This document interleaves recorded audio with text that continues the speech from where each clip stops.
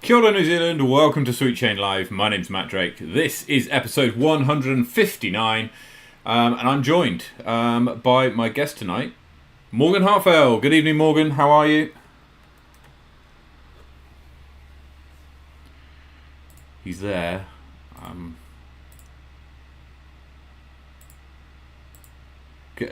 You're muted, Morgan. You're muted. I don't know if we can get you off mute. You've muted your microphone.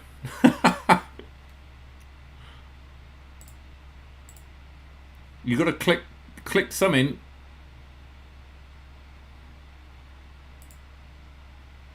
There we go. That's better. That's better. Oh my gosh! I didn't even touch anything leading up to the show. It's just been what a fun we start. were joking earlier on that perhaps we might have a show where everything goes technically right, and then why would we have that? And then we clicked the button to go live, and a thing came up on my screen saying this needs to be updated, and I was like, no. So yes, that took some time to do its thing, and yeah, but we're here now. That's the most important thing. Well, here we are. Kia ora team, welcome to the show. 16 minutes late, but we're here. Happy Thursday all. Hope you've had a fantastic week. Yeah, indeed. Morgan, did you get to play any disc golf recently? How's your week been? Yeah, Matt, I've been sort of sneaking out between jobs at work to go and get a couple of rounds in here and there. Got a wee bit of field practice in today too, which I haven't done in a while. You feeling all right? I really want to do well this weekend at Queenstown Classic. I'm feeling good, man. I'm feeling really good. Throws are good, putts are good. Just need to make it all sort of come together. Throwing a couple of 10 under rounds this week, so that's comfortable. That's nice. That's where I want to be every single round for the Queenstown Classic this weekend. So just got to replicate it and stick with it. Good stuff. We'll get to the picks of the Queenstown Classic because you've got history in that event. So we'll see if we can see if you're the favourite going into this weekend. We've also got picks for Makaripi, which is happening in Rotorua this weekend as well. Very strong field taking on that course in the. I think it's Scion Tree. Is that that's the course up in Rotorua that it's going to be at? So we've also got some results of Dystopia that we're going to be going through in a little bit, including some updates to our power rankings as well. I was fortunate enough last weekend to play in a tournament in Masterton, and as we see later on, I got my ass kicked, but it was good fun. We had a we had a good time was had by all. But yes, anyway, let's get into it. We're going to go through hot scores. Morgan, take us through the South. Yes, let's start off in the South, Matt. And as not always, but as always and newly, we're going to start off back at Queen's Park. And when you sent me these before, I wasn't in shock, but I was absolutely stoked for him. Mr. Barry Van Beek this week taking down Queen's Park with a 16 under par. Fantastic shooting, bro. I'd love to see that for you. Headed over into Chingford, and we've got Rayner with a 7 under par. Mr. Tom Mackay takes down Brockville this week with a 7 under par. The Stiffmeister down in Queenstown Gardens, my neck of the woods here with a 13 under par. Mundo McDisk, our weekly hero over at Lismore Park, 12 under par. 16 under par for Hayden Bonney at Jelly Park this week. That's another massive score right there. Caleb Leach with a 15 under par at Warren Park. Smallbone Reserve sees KBG, whoever that is, KBG at Smallbone Reserve with a 12 under par this week. 5 under par is the hot score for Tane at Queen's Park Reserve up there in Christchurch. Saxton Field, and we've got Mr. Ruben Cossie with a 5 under par. And I've seen this during the week. I've seen the score come up. It was sent around a few of my group chats. New to the Nelson area, taking down Brantford Park this week, Mr. Reese Wynne Jones with a 17 under par. Wow. Insane shooting there, brother. Wow. Love to see it. That's incredible. Looking forward to see if he can roll that into GCO next weekend, where I'm going to be catching up with him. So hope the form sticks there and you shoot absolutely epic scores next week as well. Yeah, we got How are we looking in the We got book, some Matt? big tournaments coming up, and so it's going to be fantastic to see Huge. how these translate. First of all, starting off in the capital, Chris Sharp and the man, the myth, the legend, Simon Fogarty hits a 7 under par at the hills in Berhampore. Over the water at Hikoikoi, it's Lotte Pepper hits 4 under par. The CEO doing the business this weekend. It's the man, the myth, the legend, Simon Fogarty hits a par at Harcourt Park for the even round this week. And Joel Simpson ties Johnny Wake for the hot round at Linklater with a 10 under. There's also a tie at Maryland's between Jason Gray and Jason Mallion, who both hit 3 under par. And round Spa Park Black, it's Callum Petman, who hits 7 under. Round Henderson, Henry Pearson hits 11 under par, and Jack O'Sullivan is 4 down at Wood Hill for the hot score of the week. Finally, rounding us out at Rosedale, Soren goes round even par. So well done to everybody there who picked up a hot round. Yeah, I have a question quickly. Is the for Wood Hill? Are we running off of the black course layout? Oh, that's a good question. Let me just have a quick look. I think it's the intermediate one, honestly. Okay, cool. I will need to, let me just check. It's the, oh, okay, so there's 2 courses laid out on UDisc. One is the UDisc. One is the red and one is the blue, and we're going with the red tees. Okay. Nice. Yeah. Anyway, right, let's have a look at Disctopia by Disconnection, which happened at the weekend just gone. We had Mark Clement on the show last week talking us through the preparations for it. And let's bring it up on the screen here. So in MPO, Johnny Wake wins by 13 shots. I think we called this. Well, we knew it was going to be a battle sort of between Johnny Wake and Andy Davey. I'm not familiar with Marlo Bowyer. Sorry if I'm saying your name there, butchering it, but awesome to see her a fresh name up there, at least for me. But yeah, we thought it was going to be a battle of the 2 horses there, and Johnny's prevailed. Yeah, and to be honest, he was very kind of consistent the whole tournament, right? He always had that buffer zone. We talked with Mark last week about some of the additional holes that have been put into Henley Lake, and I'm going to see actually if we can get some footage of one of the shots that Johnny made at the weekend. So we talked about hole 19 having a water carry. Do you remember this one, Morgan? I do remember that. It was like a 60 to 90 meter water carry. Anyway, I attempted it all 3 times, all 3 rounds, as I should do, because that's what you should do. And the, have I got it there or is it here? Oh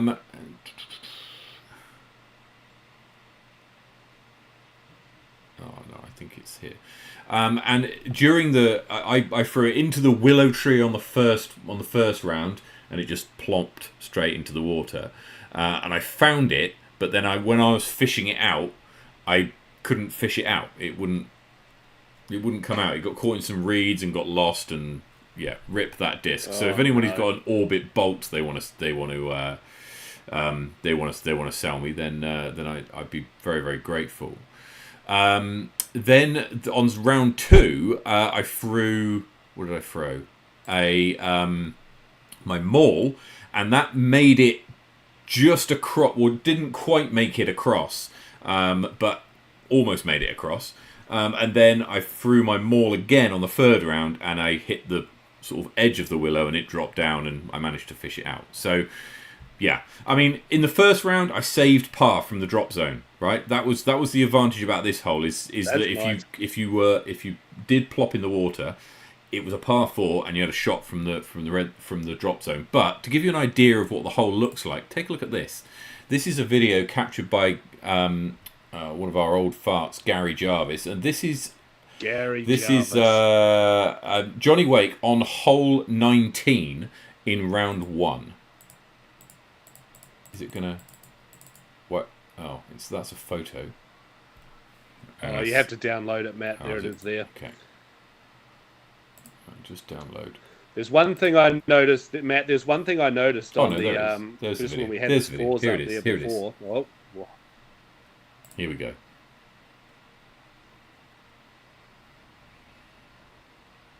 So you. God, that looks like a smash. It's a smash, and it's parked for eagle. Wow, yeah, that looked like a smash. It was incredible. It was parked for eagle, and the thing is, I saw this because I was on the card in front of him on round one, and I was on the tee pad or walking up to the tee pad, and I look behind and I see Johnny just teeing off, and I see this disc. He throws it, so he's a lefty, throws it on a big anhyzer, and I'm like, okay, all right. But it's got some stability, and there's a lady sat on the bench. You might not have been able to see it in the video. And I was like, she might be in trouble here. But actually, there was no problem. It curled round and just sort of rolled around the basket. You were watching. He had a tap in eagle. You thought you were watching trouble. Yeah, coming. absolutely crazy. And throughout the whole of that course, it was just the Johnny Wake show in MPO. So congratulations to him. As I was just saying, there's one thing I notice here. He's not taking prize money. No, he's not. Now, Johnny, are you in the chat, my friend? I'd like to know what's your plans. Why are we not taking money here? Why are we not turning pro? Are you headed to What's that happening? Would be fantastic, wouldn't it? Don't know. We'll have to see. I need some information. You'll see him next week, right? At GCO. So you'll be able to ask him then. And he's got some very good highly rated rounds. There was never going to be hugely rated rounds in this tournament because we didn't have any 1,000 rated players coming in, so it would have been very difficult for Johnny to do that. And indeed, on his final round, hits a 13 under par, right? Which worked out to be 9. There he is. He's in the chat. Brett said he's going to Am Worlds, and right after that, Johnny Wake, Am Worlds, 2025. There it is. Yes, we like to see that. We should be cheering you on. Okay, so having a look at MA1, and it's a family affair. Johnny Wake's uncle, Ben Morrison, wins MA1 by 3 strokes. I think we spoke about Ben on the show last week as well. This is a great result for him. I'm really, really pleased for him, actually, because for a while now he's been kind of promising to win MA1, win a division, and it's yet to kind of prove fruition. So yeah, really pleased with that result for Ben. So fantastic shooting. Other things to note in this division. Matt Broughton shoots a 967, and that's 77 against 86. That's a 9 down in the second round. Which is good to see. And elsewhere, it got very tight in the middle of the pack. The placings here swapped around all the time. I played on the same card as both Simeon and Liam in the first round. Both very, very good players. So, yeah. It's really good to see just a wee bit of separation in those top couple of players there. They're all sort of rated really similarly down the line there, and that's just that a couple of guys have really just stepped up and brought their A game for the weekend. So that's great. Also remember that with an 81 hole course, right, or an 81 hole event, I should say, small differences grow to be a lot bigger than if you play, say, a shorter form. In FA1, Michaela Kerr takes out the division fairly conclusively, really. Didn't have a lead after the first round. Hannah Edmonds goes in to the first round, but it was her second round that put her into the lead, and then she really put the pedal to the metal after that.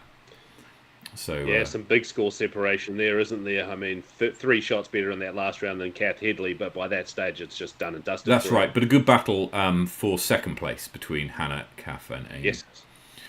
MA40, the best division. So Ryan Kitto takes this out. This was a lot closer. It's only 1 shot, but this was a very close tournament, right? So going into the final round, I think Mark, who pulled out in the third round, he was leading the tournament. So he had one-shot lead over Ryan, and then Brett and Phil were also on the lead card a couple of shots back. I was fortunate enough to play with Ryan on the second round when he shot this 930. And yeah, finished the job off, charging Phil McLeod. I think I spoke to him afterwards, and he just said it was just he needed maybe a couple more holes just to try and catch Ryan up. But yeah, charging at the end.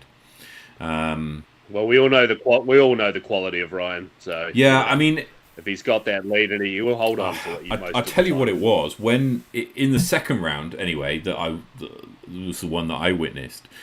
He didn't miss a step putt, right? So he was the number of circle 2, edge of circle 1 looks that he made with his stepper was incredible. I suppose he'll be disappointed when they nerf it in the 2025 rule change, and you're not allowed a step putt. But we'll I haven't. No. I'm joking. That's gonna upset me. I'm joking. I don't think it's planned, but I wouldn't be surprised if something if something was gonna happen around that. All right, maybe it's there's a couple of people who and we've all seen it, right? We've all seen those step putters where you're like, that's a bit close.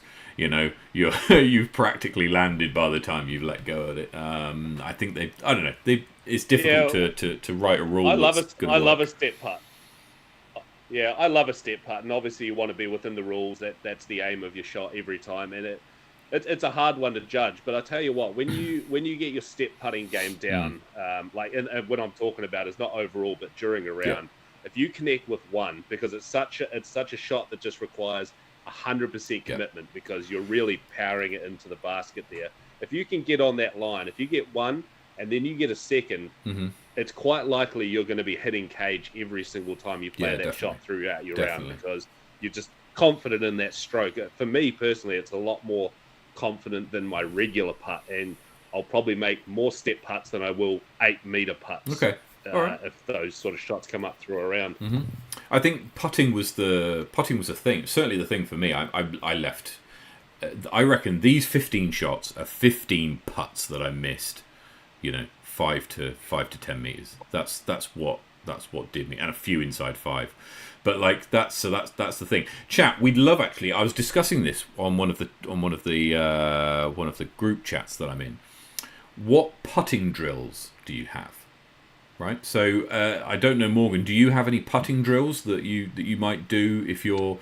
Now, when you say drills, is this something you mean by practicing before your rounds or general practice, or I'm more looking at general practice. So in between tournaments, right? So not like just before your round where you might just be getting in repetitions and muscle memory, recall, etc. But what do you do outside of tournaments to practice those putting? Yeah, for sure. Like I've been pretty bad in the last probably 6 to 12 months with practice in general, just with so much going on. But my routine for practice is I actually start right next to the basket. You see a lot of people come up and start practicing like 10-meter putts right off the bat. And I just find it insane in my own head for whatever rhyme or reason. But I think starting at like 1 meter, getting that stroke, 2 meters, same stroke, 3 meters, same stroke. And obviously you might not be throwing them as hard from a meter as you will from 8, 9, 10 meters, but just getting that form and just working your way out.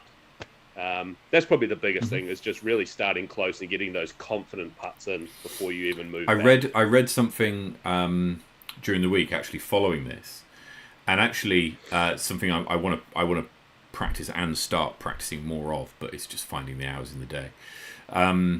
Is you mark, and it was done in feet in the example I wrote, but you can adapt it to meters. So you mark out 4, 6, 8, and 10 meters, right? You start on 4 meters, and you putt 3 times. If you make all 3, you go up a distance. You go back. If you make 2, you stay where you are. If you make 1, you go towards the basket, and if you make none, you go right back to the start. Right? The idea is you make 3 putts from 10 meters. So how long does it take you to do that? I can imagine it probably take me all afternoon to do that. But I basically did that same drill maybe 3-4 years ago when I was really trying to be good. not so much anymore. But that's a great drill. You know, as you say, you could be there for a long time, and it's really about committing to your stroke throughout the whole. I think as a session. drill it works well because, and you've heard this saying before, AMs will practice until they get it right. Pros will practice until they don't get it wrong. Is that, have I said that right? Something like that. Anyway, yeah. So what that drill teaches you is if you start screwing it up, then it's not enough to just get to the 10-meter mark and make a couple. You've got to keep it going, else you're going to find yourself right back at the beginning again. But then, in saying all of this, no matter what you're doing, guys, it's mostly about consistency and actually just getting out there day after day and doing it, just grinding. If you're really trying to get better, having maybe not a schedule, but making sure you just get out there and have a few every day is going to make leaps and bounds in your game. Probably putting for half an hour 6 days a week is better than once for 3 hours. Most probably. Yep. Oh man, even just 10 minutes a day, you know what I mean? You can drain a lot of putts or throw a lot of putts in 10 minutes a day. If that's all you've got, then you know. Alison has a rope that has knots in it on different distances. She has to get 10 in from each distance. Yeah, I mean, look, that's a great way to do it and saves having to mark things out each time. Very easy to administer. So yeah, fantastic. And that's definitely working for her. She's an incredible putter, that's for absolutely. Sure. Looking at MA50, so MA50, all the rest of the divisions played off the red tees. The white tees are the regular white layout that is played plus the new holes. The red tees are the slightly shorter and in some cases slightly greater pars. But Sean Ashford takes this one out by 5 shots over Dave Kerr. Again, I think we called these two as being possibly two of the favourites within this division. I think I called an outsider in that one. I called Mr. Chris Woodhouse. He didn't have his PDGA number or rating there. No, I thought took a bit of time. Took a bit of time to warm up by the looks of it. If his final round was anything to go by, he might have had a better chance. But took a bit of time to warm up. Down into MA2, and this is a great battle. Finn Rumours.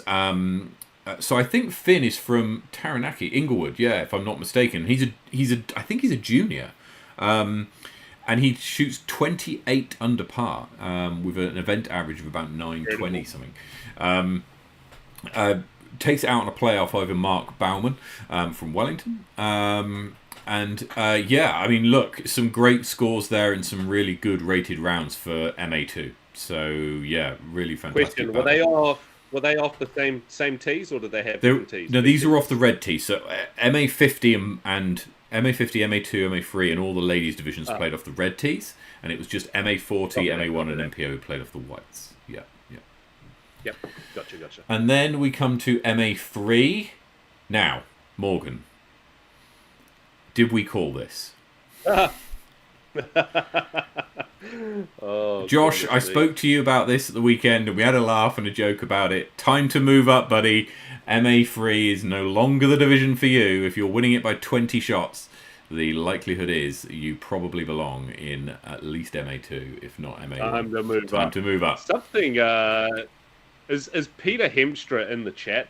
That's not a common name, and I know a Peter Hemstra from way back in the day. Are you in the chat? He's from Wellington. I don't know Peter actually. I mean, I may have met him, but I don't think I have.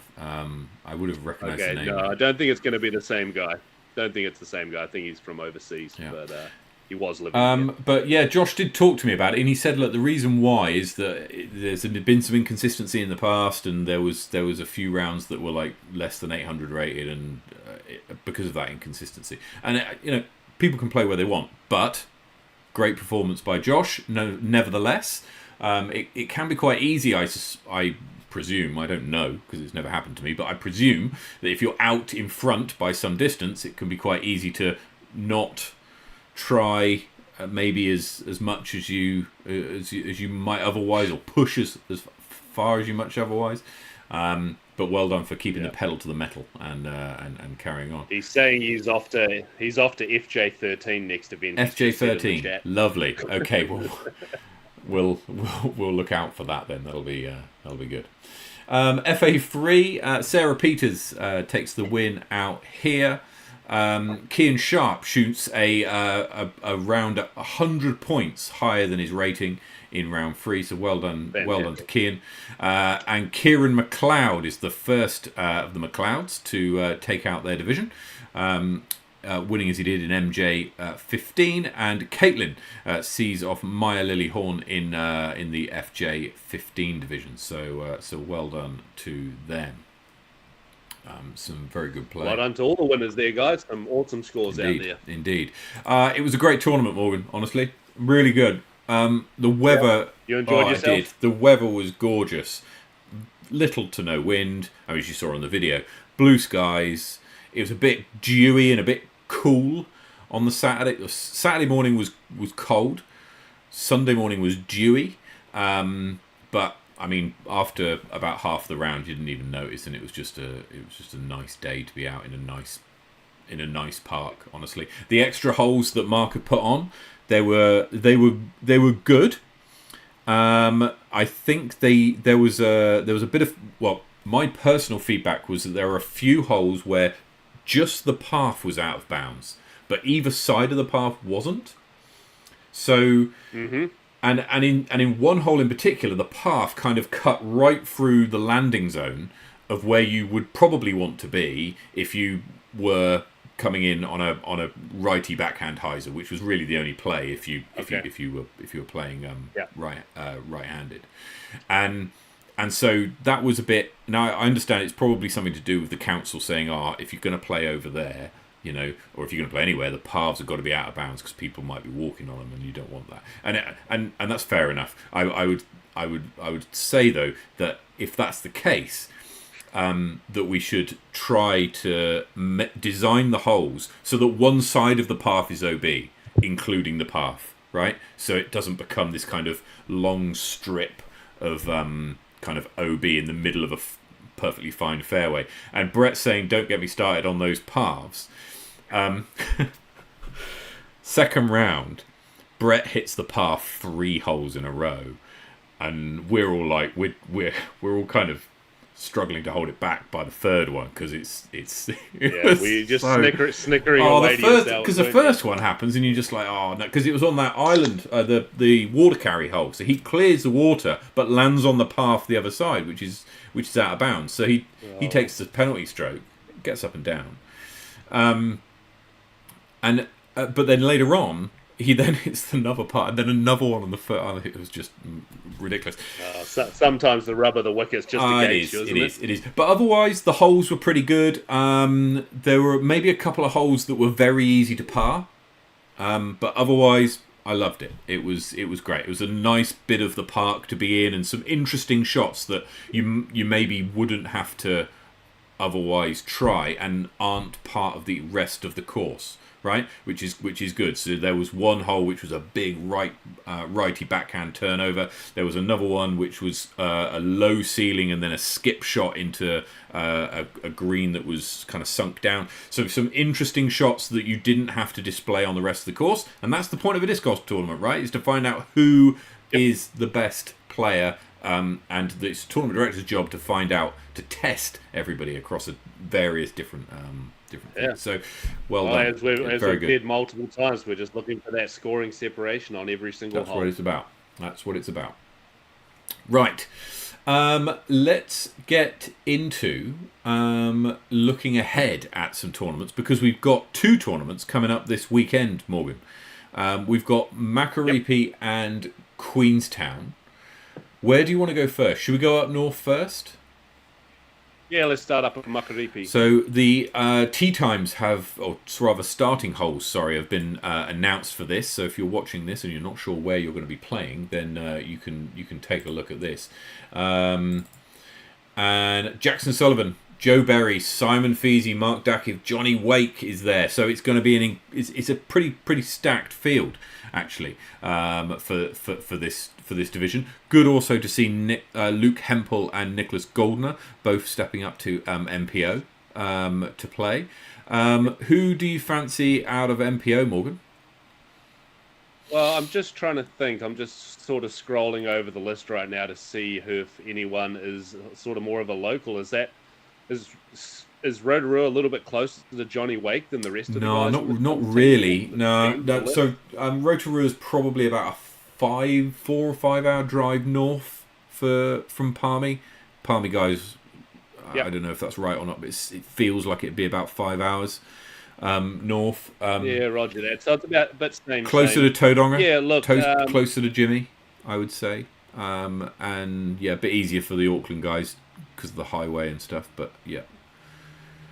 Yeah, for sure. Well, you know what? Looking at the list, I mean, I always find it really hard to go past Jacko. Joe Berry's just going to be there because that's just the way things are these days. But man, I think we're going to have a battle between Johnny Wake and Simon Feasy this weekend. You reckon? Yeah, I do. I reckon there's every chance. I think I think Simon's about due to be right there, right in that top spot, and I mean, I just back Johnny Wake all the way. Well, look, so Jackson Sullivan currently ranked second in the country.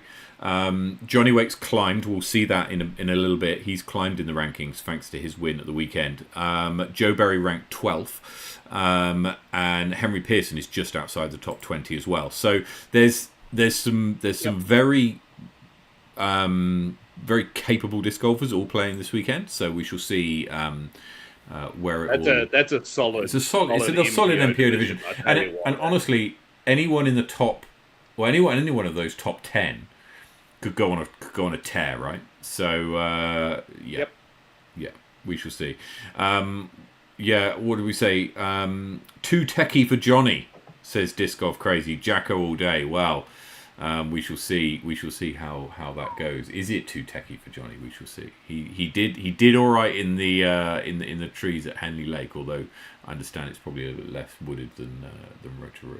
Well, you know what? He's coming off a week of good disc golf, so you know you've got to bring that into it. Absolutely. Talking of Disc Golf Crazy, Mike Foley is in the running for MA1. As is Josh Pratt, Paris Holstead, Luke Humphreys, New Zealand Luke Humphreys, Ryan Martin McGaw, and Aidan Barnes. It's going to be incredibly close, this division as well, isn't it, Morgan? This is going to go right down to the wire. You know, we start seeing names like Cullen Petman, who we see on the hot scores every week, basically, is right there up the guts of that division too. So, yeah, we'll have to wait and see what's going to happen here. It's going to be very close. And actually, Ephraim Russell's been playing some very good disc golf, as has Callum Petman. So look, anybody can make a run of it here. Well, hey, look, sorry, Matt, nothing against anyone else on this list, but just solely based on the fact that we see Callum Petman and Ephraim Russell on our Sweet Chain hot scores week in, week out. I want to see those two guys right at the top. Yeah, hard. Solely based on that. Absolutely. Let's have a look. And FA1. I think this might be a battle between Charlotte and Michaela. I think Paul has been struggling of late, and between Charlotte and Michaela, it's going to be pretty tight, right? I think they're going to be chasing Michaela, if I'm honest. You reckon? I think Michaela ranked 4th, Charlotte ranked 5th in the country, so it's going to be a good battle between those two. Well, Michaela coming off the back of another good win as well. You know, I think she may, if she gets off well, she might put the foot down and put a bit of separation between her and the other two ladies. Yeah, no, okay, fair enough. Into MA40, the best division. Is Ryan Kiddo going to go 2 for 2? He's up against Steve Lawson, right? That's what I'm looking at here. Steve's a solid player, and you know, Steve's a solid player, and Topol's not far from Rotorua, so I bet he's played this a few times. Yeah. And so yeah, you know, he's a very solid player. That's what I'm going to say. I think people are going to be chasing Steve. I think I want to give this one to Steve this week, as much as I want to see my boy Ryan Kiddo take the top seed again. I think you're right. I think he's going to be chasing Steve this weekend. Good to see that Yanni Meliosis from, I hope I pronounced that properly, is over from Greece. Oh, how cool is that? Athens Disc Golf. Welcome. Welcome to Yanni, who's making the trip. He's got a very close PDJ number to mine, where he must have started very similar times. So FA40 sees Amy Whitmore go up against Edwina Mandisodza, Hannah Robertson, and Jenny Joint. Is Amy? Can Amy take this one out? I'm not too sure why Amy's in that division. Do you know what? I was kind of questioning this because she doesn't look 40 to me. Oh, she's not. She's definitely younger than I am, and I'm not 40. So, because I saw her in that division in another tournament, and I was wondering, like, is that right? Because she doesn't look 40. But I don't know. Maybe she is. Maybe she is. Obviously, because it's obviously because there's no FPO for starters, but she just played FA1 last weekend. Yeah, that's right. And also, I suspect this rating, if she has taken cash in the past, is okay to still playing in an amateur division because of the way that the division is structured. It doesn't make any difference. FA40 to FA1. Amy, you're not 40. Well, that's true. No way in hell. I'm going to get to the bottom. We shall see. Okay, get to the bottom. I'm getting to the bottom of this. Whilst Morgan is doing that, we have a look at MA50. Obviously, Michelle Simpson plays in MA50 this weekend. She's up against Chris Kingsnorth, Andy Brewster, Blair Graham, and Ken Middletorp. I think this is going to be a pretty close division. Can Michelle take out MA50? Look, I really have to apologise. I wasn't listening at all. I was just in the depths of trying to figure this issue out. Michelle's... Apparently we've got confirmation here. Amy is 40 at the end of the year. So no way. She looks way younger than me. There we go. She does. She does look a lot younger than you. Yeah, she does. I don't know if I'm doing horribly or if she's doing great. Yeah. Okay, well, look, hey, that's an interesting change of scenario for her, jumping up to FA40. Yeah, I've got to dig deeper into this and have some words. I don't know why she's not going up there to try and take down these FA1 ladies, because a card of 4 right there between those 4 is, I'd watch it all day long, every day. Would be an awesome card. Okay. All right. Michelle Simpson, anyway, you're asking the question. Up in MA50, clearly there is no FA50. FA50. So she's stepping up into this division here. I don't think she'll take that down. No, I think it's going to be Chris Kingsnorth, for starters, taking that division down no matter who's there. It's going to be a tough division, that, actually, because Andy Brewster's, obviously, he was the 2023 Grand Slam, MA60 Grand Slam champion, right? So he took out North Island, South Island, and Nationals. He held all 3 titles at the same time in 2023. So he's got some caliber going into this division. Yeah. Little inside source, and Amy, if you are watching, I know I'm messaging you in the chat here, but I apologise for putting this out there, but I'm putting it out there. Amy's actually injured, and she just doesn't want to be playing long tees. Okay. All right, fair enough. Yeah, just trying to heal up and still get out there and play some competitive disc golf. So that's fair. That's absolutely fine. Right, I totally get people moving divisions to play a particular layout and course and stuff. Yeah, well, she's got GCO next week, so I guess just trying to take a save the arm a little bit. Save the arm and save whatever the injury is. Not make it any worse. Take it a wee bit easier. And just be out there having fun competing. MA2 is going to be a very tight division as well. There's lots of people who could do well here, it's honestly too tight to call, especially as the lower divisions go down. The reliability of the stats and the predictions goes down, unfortunately. But it's going to be an incredibly close division. I could see Louis Hickson competing in MA2. Likewise for FA2, unfortunately, I'm sorry, ladies, I don't know too much about Lacey Ann, Alyssa, or Emily. So we'll see how that one plays out. In MA3, again, it's going to be another one of those really, really tight divisions where it could go to anyone. But look, massive MA3 division, biggest of the lot, 18 players. Matt, you'll just have to excuse me. My work phone's just ringing. I'll be with you in just a moment. Yeah, go for it. So there are the winners for Makaripi. We've decided who they are. Does anybody have anybody who they're going to be cheering on? What have we got? Anthony says Dean in MA2. Dean Toms. Yep. There's every chance. Anybody who's kind of playing in this kind of middle of the North Island might get to Rotorua a bit more often. We'll see. We're going to jump in now to the Queenstown Classic, which is taking place at the same time this weekend. This is off the back of Queenstown taking out the Battle of the Crown, which occurred on Saturday. They beat Wanaka. Morgan will have some more details on that when he returns.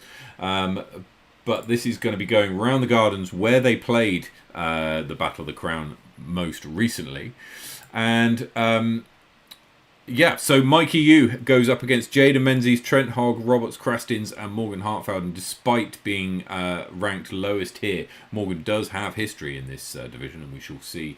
We shall hear from him shortly when he gets back. How confident he feels. Obviously, he's been talking about doing a lot of practice. Hopefully, his dips in the lake help him to put a good round together around the gardens. Mikey Yu's going to be a threat, always is, and this is one of those tournaments where we can expect to see huge negative scores. So I wouldn't be surprised if we saw several people going double-digit under par on every single round. So watch out for 30 under or more going through here. Over in FPO, Liana Kristina plays for the first time in I think about 2.5 years since she played. Have I got this right? 2023 played in the Generation Series finale. I'm not sure, but then 2021 was, I think it was the Women's Global event in Wellington was one of the last events she played. And then played the Topor Classic in the week after. Hey, sorry about that, Matt. All good. Morgan, we'll come back to MPO in a minute, but we're just on Liana coming back and playing a return to disc golf, playing this weekend in Queenstown. Yeah, I can't wait to see her, man. To be honest, I haven't even seen Liana in probably near on 12 months, so I'm just excited for that in general. Yeah, I mean, we were just saying that she's not played for a couple of years, but when she was playing, was one of the best in the country. That long. Yeah, she was, and unfortunately, she took an injury, and that's just rolled out to be a long-term injury that she's really been trying to rehab and get better. She came back, I believe it got worse, and then she just had to take another step away. I mean, injuries happen, and things take a long time to heal up sometimes. That's right. But no, it'd be good to see her come back, and good to see how she gets on. Morgan, let's pop back up to MPO. We were just talking. Oh, here we are. Here it is. You've got some history in this tournament. Yeah, man. 919 rated Morgan Hartfeld, PDGA 76379. These guys know. If you know, you know. If you know, you know. I'm coming for you. What year was it? You've won this before, haven't you? I don't know. You've won this before. I won MPO, didn't win overall, went to the very last hole, and Hemi managed to take the keys for the victory. Unfortunately for me, fortunately for him. 2019, there it is. 47 under par. Yeah, man, that sort of just goes back to what I was saying before, though. Just trying to, in my mind, trying to shoot 10 under every round, which I'm very capable of. Just being consistent on this course is something massive. What you see is you see a bit of a fluctuation every year in the top players, where some guy will shoot a 13, 14 down, but then he'll shoot a 6 or 7 down in the same tournament. Yeah. And consistency on a shorter course like this is super key. So trying to take minimum 10 under a round. If you get better results than that through each round, then that's a bonus. But just making sure you really dig in and get those ones for starters. And that's what you did in 2019. Look at this, 2,000 rated rounds in the same tournament. Put a W. Hell of a year for me. Put a W in the chat if you've ever shot 2,000 rated rounds in the same tournament. We'll wait. So 1998 and 1998, yeah, exactly. Very, very close. So it's good, but you're up against some staples, right? Hey, look, no offense to anyone else no offense to anyone else in that division there, but we are all chasing Mikey Yu. Yeah. Everybody knows it. It's his home. It's his home ground. It's more his home ground than anyone else here in Queenstown.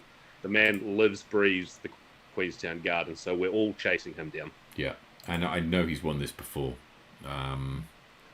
Oh yeah. So there we go. Took it out last year and probably the year before. Yeah, and the year before that. So he's taken out the last 3 years. So let's. He certainly will be the one to catch, and we shall see how. Absolutely. How How far through the list did you? No, get that's MP40? that's it.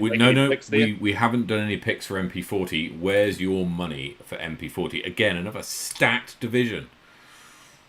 Yeah, look, Hemi Tiafitu, and I've talked about this in the past, is TDs for me especially. You need an 8-shot buffer. Like whatever you shoot, you probably are worth 8 more strokes than that, or 8 less strokes than that. He doesn't seem to have this issue at the Queenstown Gardens. He's very, very consistent here. Yeah. He's not quite there as much as Mikey, but he is, he's the founder of the Queenstown, or not the founder of the Queenstown Gardens, but he's been taking care of the Queenstown Garden for years. It is his place, and I don't really see anyone getting past him. That being said, another person who doesn't have a high rating that will absolutely destroy this course this weekend, Pete Mackay. Okay, so we shall look forward to this. You got some absolutely cracking divisions to keep an eye on this weekend. If you're not playing in either of these tournaments, then keep an eye on what's going to be going on, because there's going to be a battle in MPO, a battle in MP40. Huge division in MA1 and lots of familiar names. Going up against each other. Who's your money on here? You know the Queenstown players perhaps better. Well, certainly I obviously want Mr. Jin Kato from Team Generation to take this one down. He's the highest rated player in this division for this week. Yep. I do believe he's going to take it down, but the person I think is going to give him the most grief this weekend is all the way down there at 873 rated Raymond Chalkley. Okay, all right. Ray is shooting some of the most incredible golf, especially at the Gardens, that I've seen in a hell of a long time, and consistently. He hasn't played a hell of a lot of tournaments, so that's why his rating's not up there. He was away over back in Ireland for a long time and not competing. His rating does not reflect how good this man is, and he is going to be right there near the top. Okay. All right. And I feel bad for not bringing this name up, but of course, Adam Rhymes, bugger Jin, bugger Ray, Adam Rhymes for the win. Well, we shall see. Sam Cole might have something to say about that. Another highly rated player in MA1. But very best of luck to everybody in this division. It's going to be a good one. 21 players battling it out, and lots of new players as well, who we presume haven't played before. There's a sneaky couple there actually. Corey Gray, another absolute Queenstown Gardens bandit, plays every single day, and you'll notice the name Ferrari right above that. That's Mr. Goddamn Johnny Ferrari's brother. So, oh wow, okay, fantastic. So runs in the blood. It does. We shall see how they get on. In the ladies division, is it Victoria versus Alison? Yes, it is. Yeah, absolutely, definitely is going to be a battle of those two there, and I just refuse to make a pick, actually.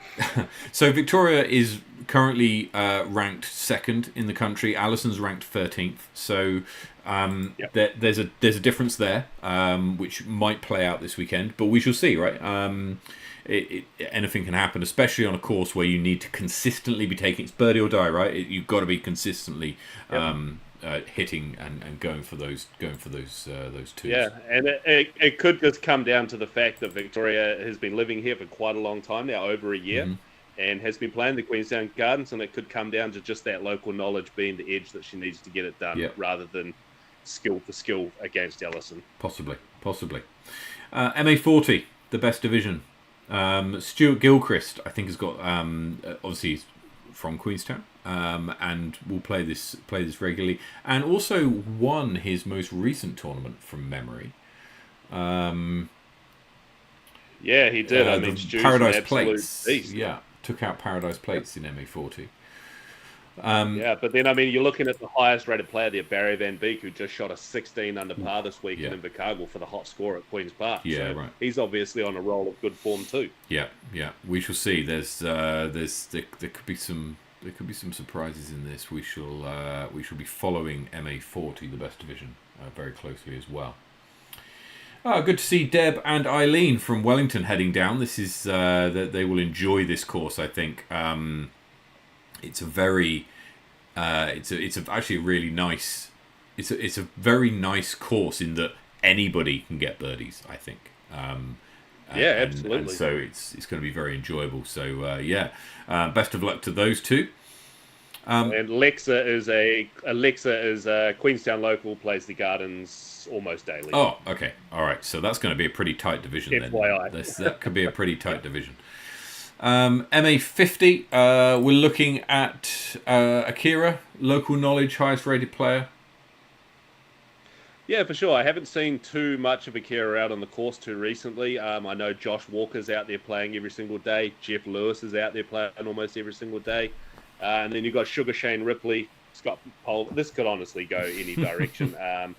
I'm not too familiar with Daryl. I've met Daryl, but I'm not too familiar with his gameplay, so can't be putting him in that conversation. But I know Josh, amazing player, and Jeff, amazing player. So this could go any which way in this division this weekend. It really could. Rob, all on his own in MA60, but we'll see how he gets on against the other divisions. And in MA2...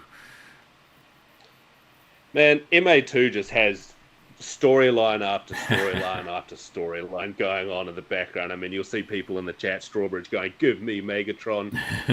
Alan's been playing some pretty good golf. We're seeing Arne Burgess move from MA40 down, not down, but across, parallel to MA2 this weekend to give himself a shot against these guys.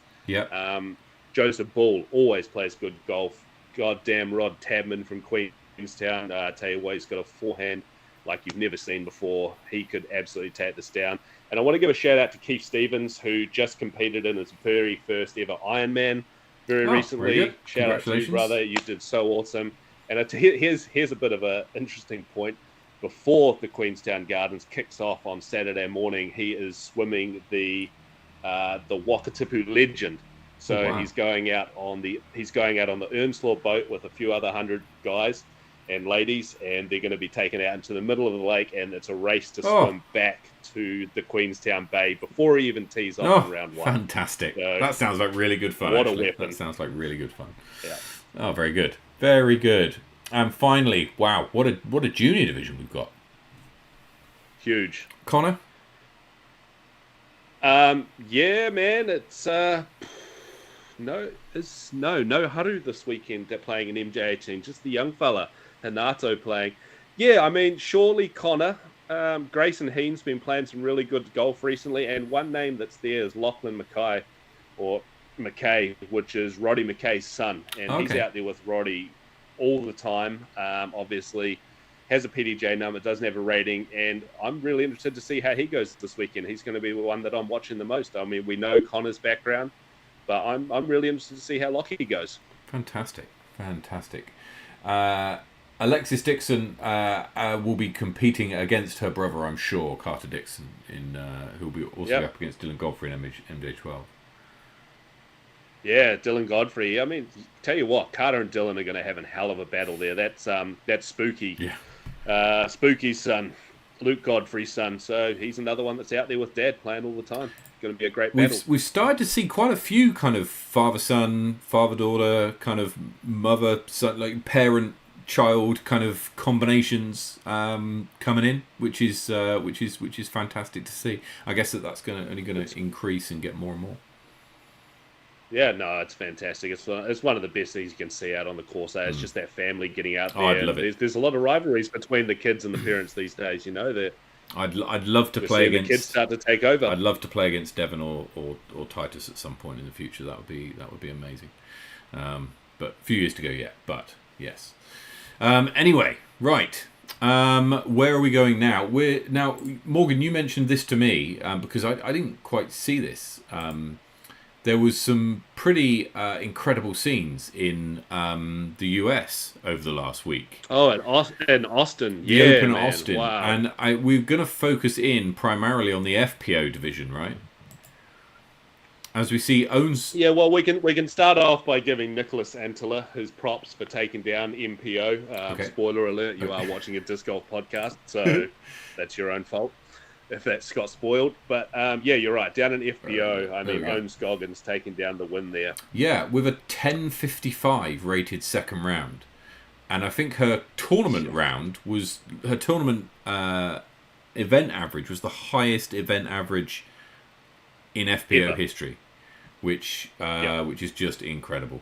So she's put down 2 1,000 rated rounds, or 1,000 plus rated rounds. So Owen, if you're in the chat, W in the chat, please. Well, we shall see. We shall see. It's incredible. Kristen Tatar so close to being 1,000 rated. These 3 rounds here, that 969 might be what holds her back, but she's probably got another event prior to. There'll be an event this weekend. Actually, it's the major this weekend, isn't it? The US women's this weekend. So yeah, that speaks volumes there, doesn't it? That she shot 2 rounds over 1,000 rated, 1,969. yeah, and finished 11 Owen shots has off the beaten lead. her by 11 strokes. That is. I mean, it is mind blowing. Owen Scoggins is such an incredible person, incredible player. Yeah, California-based lady, and she's got some great training partners, and clearly it's paying off. Absolutely. Right, now there's one tournament that's coming up in a couple of weeks that we also want to have a look at. Next weekend. Yep. And that is the Garden City Open. Now, if you haven't seen this, they've just been announced, actually. When was this updated? About an hour or so ago, by the looks of it. And this is the tee times for the MPO, or for everybody at GCO. So let's have a look. If you're not sure. Not breaking news, but breaking news here, because you've probably been watching the show and not looking at Facebook. But tee times have now been posted. So Avery, Mav, Ethan Stout, who took out GCO last year, and Johnny Wake, all on the same card, the opening card at 850. That's going to be incredible. Is that what is the word I am looking for? No, it's not going to come to me. When you have a card of 4, just the top players, almost an exhibition card. Is that what you class that one as? Which one? The feature card. Yeah, I guess. Yeah, the feature card. I guess it would be the feature card. We'll have a look at a bit further down to see if there's any other juicy ones, but that certainly is the one that kind of pops out off the page. So Johnny, Ethan, Maverick, and Avery playing in the first round of the day. Where else are we going? Not the first round of the day. The ladies are actually teeing off first in FPO, starting at 8:30 a.m. Oh, okay, very good. So, but first MPO card will be is at 8:50. Looking a bit further down, where else have we got to go? Oh, there we go, Morgan. There's you, Callie, Tom Strawbridge, and Ruben Cossey. That's going to be a good fun card for you. I love that card, man. All 3 of those other guys are just awesome dudes. So I'm looking forward to arriving in Christchurch right as the tournament's starting and boosting in to get it around with these guys. Looking forward to it. Yeah, it's going to be very good. Just having a look, see if there's any other cards that are worth picking out.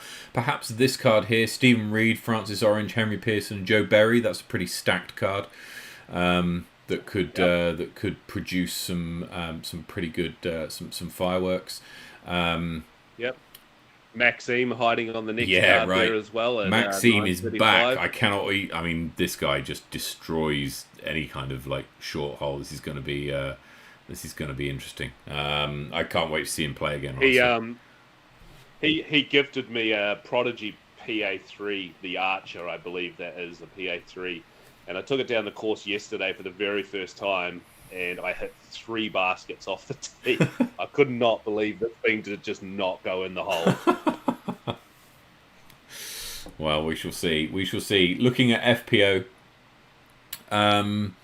we'll do picks properly next week, I think. Sure.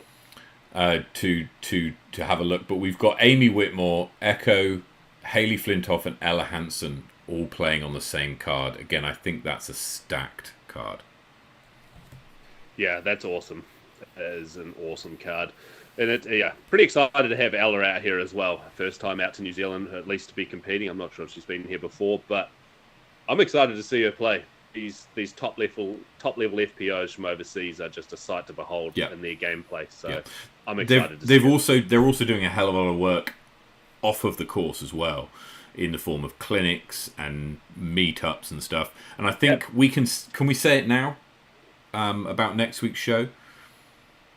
Oh yeah, sure. So guys, next week, and sorry to take that from under you, Matt. Next week we're going to have Avery Jenkins is going to come on the show live from Robbie's Riccarton, where the player party is going to be happening, and basically confirmed we'll have Ella Hansen on as well. So next week's show should be a real. That's right. So if you're in Christchurch, get down to Robbie's of Riccarton, is it?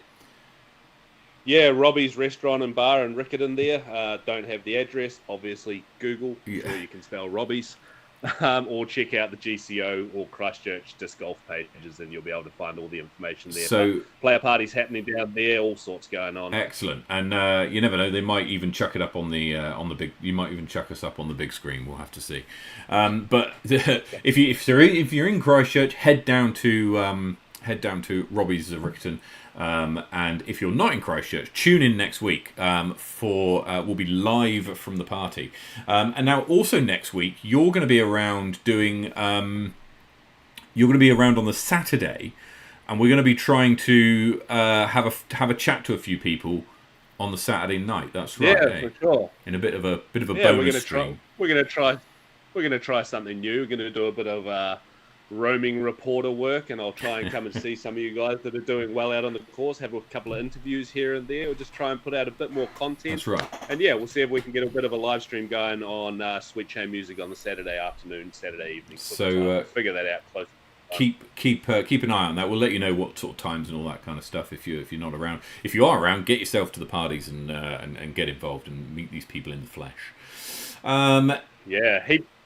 Heaps of side games going on at GC. I don't know, we've spoken about it in the past, but heaps of different little side games going on. There's going to be an extra course that you guys can come and practice on throughout the rounds, throughout the weekend. Friends and family, anyone can come and play this. Just come and get a taste of disc golf in Hagley Park. 87 Riccarton Road is the address for Robbie, so get yourself down there. Let's have a look at MP40. Again, it's another stacked division, right? Again, we'll do picks next week, but you've got Willie, Mike, Jay, and Jason all teeing off in the first card, and then Kyle, Anthony, Johnny, and Dom. So, do you know something I like here? Everybody's in their division from the start. Yeah, man, that's just how it should be. I agree. When you're playing in a major, or when you're playing in a series tour event, right, where the actual results matter, all results matter, right, but where they matter for either a major prize or they go towards something a bit bigger, I think it's really important that you maintain that competitiveness all the way through the tournament. Now, when you're playing in, for example, and this isn't any slight on Disctopia at the weekend, when you're playing in that tournament, absolutely mix everybody up for the first division, first round. That's absolutely fine, and actually it's a little bit of fun. I got to play with a few guys that I wouldn't have otherwise got to play with, and that's fine. But I think when it comes to the majors and it comes to the kind of the bigger tournaments, Elite Series, etc., more premier event, indeed, then it's important that everybody is on. There's that competitiveness right from the start, and that you're always going to be playing against people in the same division as you, so that you're always going to be. You've always got that pressure of seeing your competitors play right in front of you, and I think that's that's absolutely part of it. So very good to see. Very good to see. Down in I just want to make a pick for I've been thinking about this as we've been talking, just back in that division there. I want to make a pick for that one, and I think as much as I want to say that everyone's going to be chasing down Mikey Yu, I actually think that Johnny Ferrari is going to have a pretty big benefit here, and actually same with Jay Pookie and Willie Taratan are almost over Mikey at this tournament because of the style of courses that these guys are playing right now. Obviously, Christchurch has got the new Brooker Ave course, which has been extended and made into an absolute beast. Johnny's playing on the ball golf course at Invercargill Queen's Park. So these guys have got these places that are really similar to what we're going to be seeing at GCO next weekend. Whereas Mikey, obviously the Gardens Kingpin, we do have Tucker's out here, which is a bigger course, but it's a much different style course. Way more exposed up at GCO. Well. Yeah, so I actually think these other three guys have almost got quite a big step up going into next weekend. So I'm going to call my guy Johnny Ferrari for the win, and I think Pooky's going to be right on his heels. Yeah. No, I think you're right. Next week, we'll see if we can pick out some... so we bring Sweet Chain Tipping back and see if we can get some odds going for each of these divisions, and see if... get the data analytics team to give us some odds on who's going to be taking out these divisions. MA1... it's gonna. Wow. Who have you seen? Oh, just the top-rated player there who should probably just take this out. Don't know him, but should take it out. Jeremy Little from Lake Forest, California, is the highest-rated player in MA1. I think this might be an American MA1. You know, where MA1 stretches all the way to like 980 or 990 rated. So we'll have to see. But it's a lot harder to get a higher rating out there too, just because of the player base. So 967 is serious. I think there's people who might disagree with that statement. But I'm not an expert on it, unfortunately. So some pretty stacked cards here. If you're playing in one of these, look at the size of this division. If you're playing in MA1, have a look for when you're starting and the people who you're going to be playing with. Yep.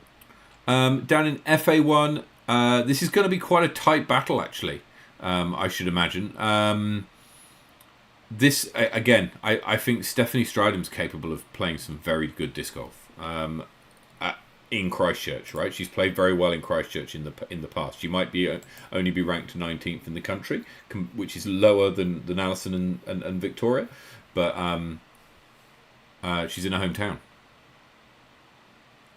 She is in her hometown, but it also is not on a home course, so that's true. I don't think it gives a whole lot of edge other than being able to sleep in your own bed at night. Yeah. Okay. There's something to be said though. There's something to be said. There definitely is, but she's still up against the two powerhouses right there in that division for New Zealand. That's fair. So, that's fair. There's nothing like your own bed and bog, though. Right. Let's have a look. Now, I'm going to pick the two Wellingtonians in the best division. We'll be battling it out. Not Brett Carlisle though. Not Brett. Don't put Brett in there. No. South Island champ, right? South Island MA40 champ is all I'll say there. So let's not get silly. Phil McLeod, who's been playing some very good disc golf, and they'll be up against Hayden Shaw. I think he's on the back of winning like 4 of his last tournaments. Is that right? He's won his 3 of his last 4. Something like that. 3 of his last 4, and that's a flex start, so that doesn't even count. So that's his last 3, they're all B tiers. Look, that's incredible. So and that flex start was pretty late in the evening. I played on that card when it started raining when we started playing, so it doesn't even count. It'll be interesting to see how they get on. Obviously, I'll be cheering on Phil and Brett from Wellington. And they play on different cards. Phil, you're at 125. Brett, you're at 1/4-2. I'm just stoked to see Jim Hemingway actually from Queenstown or Arrowtown, as it says on here, making the trip up. Awesome to see that. Very happy. And I think someone else that's going to go good there, he'll be in a chat right here, is Mr. Scott Brooker. Another person, Christchurch guy, been playing some pretty good disc golf as of recent. Mm-hmm. Keen to see how he does. So you're saying that this 145 card is the one to watch then, with Kelvin Cummins really going to be up against it? Yeah, absolutely. And where are we here? And obviously Arne Burgess. I want to see you do good, my guy. We had Arne on the show a few weeks ago. He was a crack up. So and he's obviously involved in the organisation of the tournament as well, which hopefully doesn't distract him from his play this weekend or next weekend. Is this actually a good time to sort of bring up what's going to happen? I think we could see.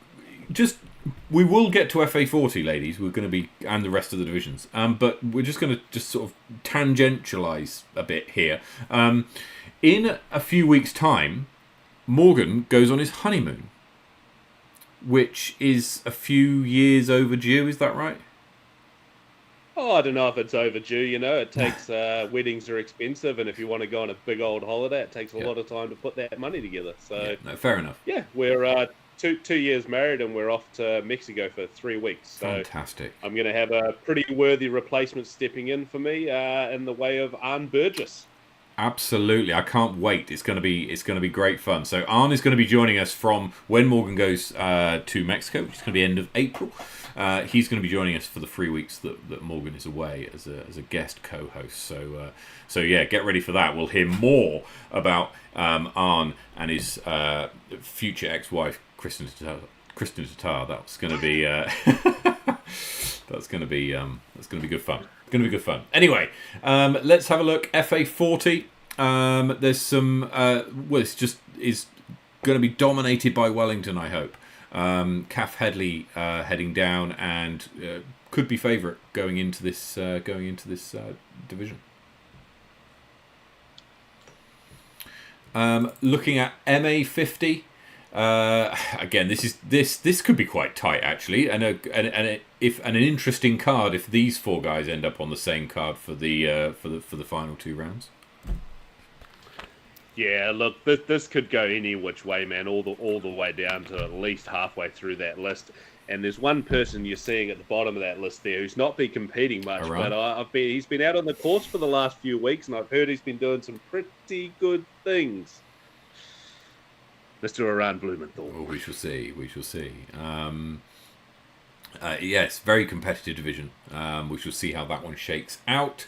MA2, if you're in MA2, take a look at where you're going to be playing and with who. We've got there's some pretty good names in this setup. There's going to be a pretty that's such division. A deep list. We'll have there's another sneaky name. It's always fun to look down these lists here to people who don't have their PDJ numbers or ratings. And Jamie Thompson, and I'm assuming it's my guy Jamie Thompson that used to live in Queenstown and started playing with me about 10, 11 years ago. He runs the Christchurch Disc Golf League. Oh, okay, right. So I don't really know where his play's at, but I would love to think that Jamie could find himself well up this list here with all the work that he's been putting into the sport over the years. Yeah. And I also want to call out Finn Rumors, who took out MA2 at Dystopia this last weekend. Yeah. Playing some very good golf as well. It just keeps That's going. Such a big division, 31 deep. It just keeps going. This is going to be an incredible battle in MA2. FA2 sees again some 4 very closely rated ladies taking on each other in FA2. Yeah, well, I think Chelsea Pryor's name, for whatever rhyme or reason, is the one that's sticking out to me, just within probably with a bit of recency bias more than anything from what we've seen throughout the Sweet Chat episodes over the last couple of months. Her name's the one that's sticking out to me. Excellent. And then finally, I think it's finally. Oh no, not quite finally. Nope, not even close. MA3. We see again. We're gonna go through the picks next week. So we'll hold off giving some odds and some choices in all the divisions. But if you're keen to see when you're playing, then this is when you're playing. FA3, again, nice little tight card there that's going to be going up. They'll be on the same card all weekend, so it'll be interesting to see how they get on. And finally, in the junior division, look at the size of the junior division. So good to see. Yeah, and Brett, yes, all playing within your divisions from the get-go. Yes, very much so. Very much so. So there are all of your start times. Final tee time is at 3:55. Probably a Magnus Davidson shutout in that MJ15 division. Possibly. I'm just going to put that one out there. Yeah, I mean, it's good for that. Sebastian Stridham, though, is a really great player from what I've been seeing.